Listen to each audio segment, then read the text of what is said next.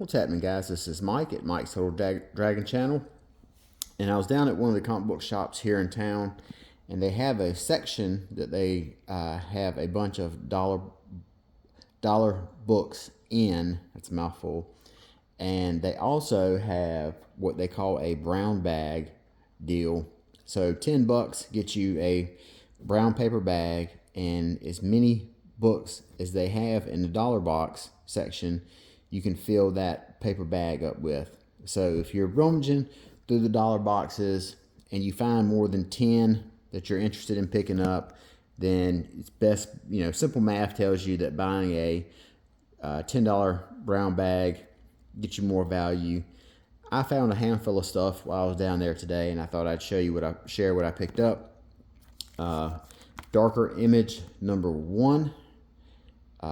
This is a book I remember from the 90s. This was a one-shot deal from Image Comics. It had 3 stories in there. It introduced Death Blow by Jim Lee, Blood Wolf from Rob Liefeld, and you have The Max here by Sam Keith. This came out when Image was really churning out a lot of everything, and as you can see, it has the typical 90s gimmick. It's a polybagged with a card in there.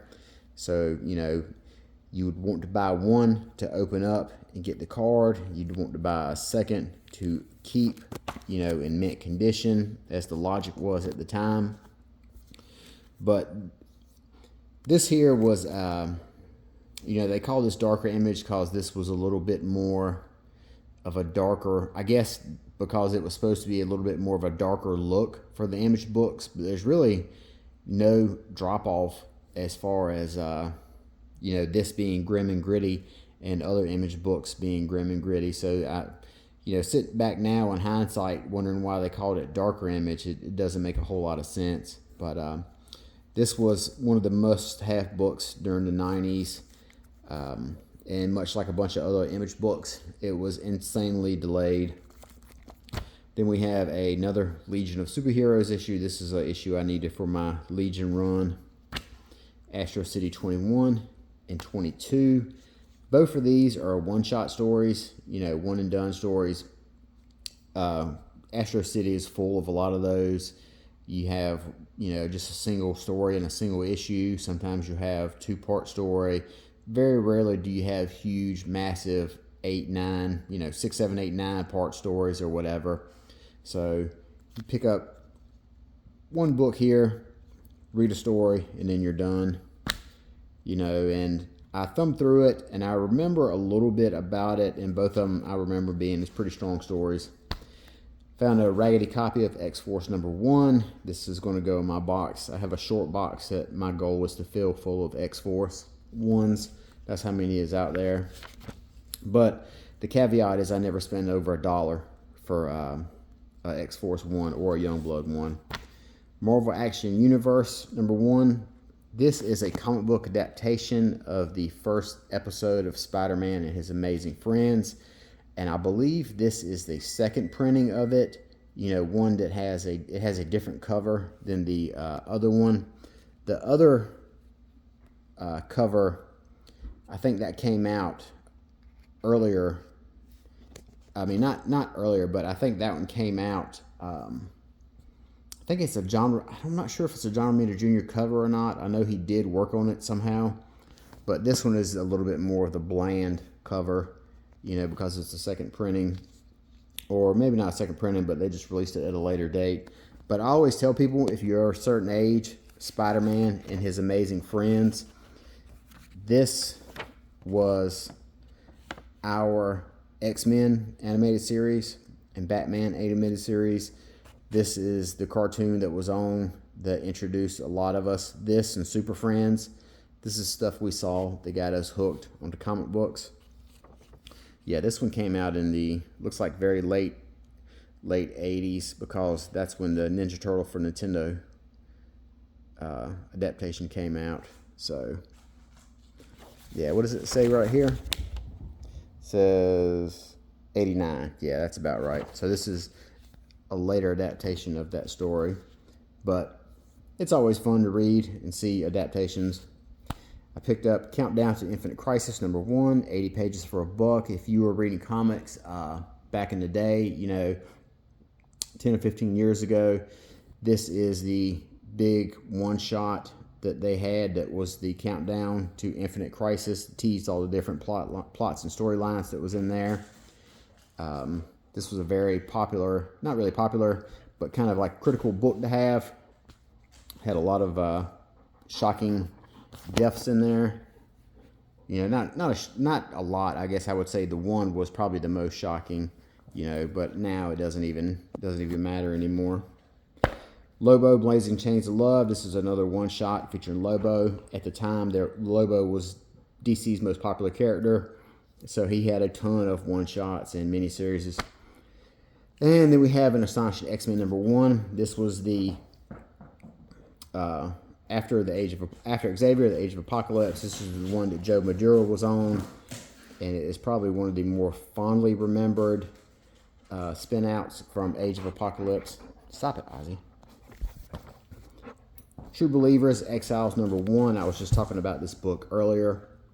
This was really popular for a while in the early 2000s, or late 90s, early 2000s era. And basically what the gist of it was essentially Quantum Leap with characters from the X-Men universe. So you can put those two together, and that's the concept of Exiles.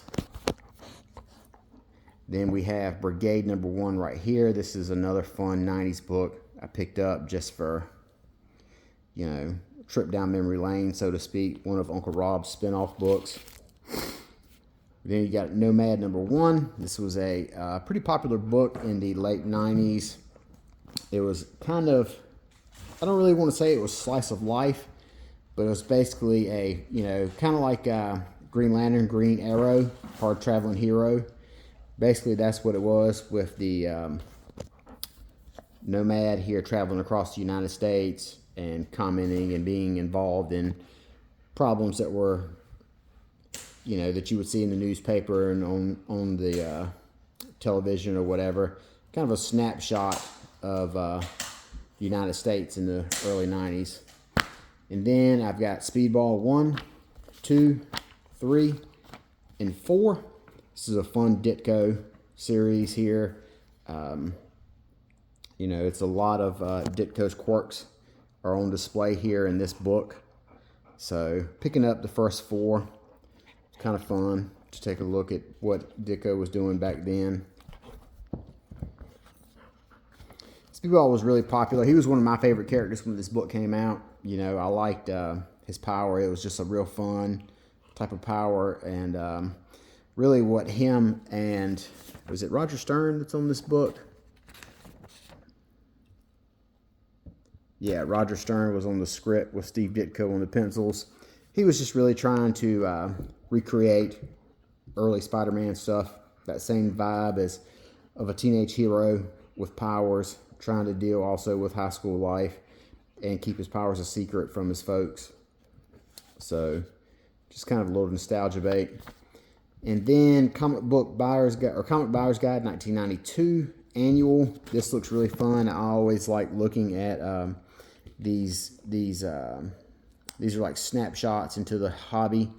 You know, look at some of these topics here: how to get into comics, comic history in the making, will comics survive multiple covers, the state of the industry survey.